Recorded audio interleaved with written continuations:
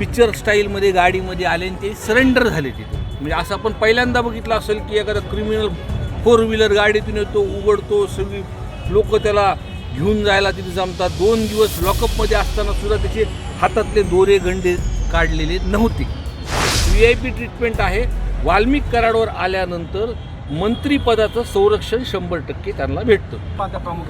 मी पहिल्यांदाच बाईटमध्ये जे काही लोकांनी ते गावातल्या लोकांनी सांगितलं होतं, संतोष अण्णा देशमुख यांच्या संदर्भातलं गावकऱ्यांनी जे नाव घेतलं होतं ते पहिलं नाव मी घेतलं होतं आणि त्या दिवशीपासून मी राजीनाम्याची मागणीच मागतो.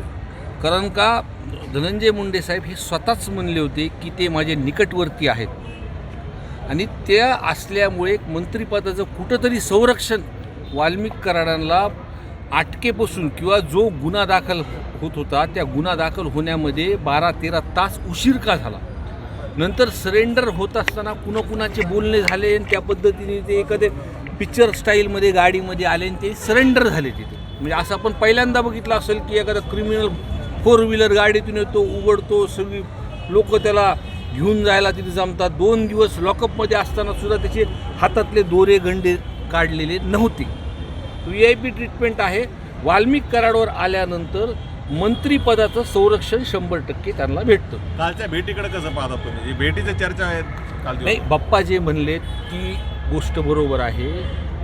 आत्तापर्यंत या गोष्टीवरती आम्ही बोलल्यानंतर किंवा बाकीचे लोक बोलल्यानंतर काही लोक म्हणले राजकारण आणतात, पण आम्ही कोणत्याही ह्याचं फोकस डायव्हर्ट केला नाही. का मूळ मुद्दा आमचा आहे त्या कुटुंबाला न्याय देण्यासाठी आम्ही सर्व एकत्र आलो आहोत आणि शेवटपर्यंत या विषयामध्ये आम्ही लढणार आहोत. ओके.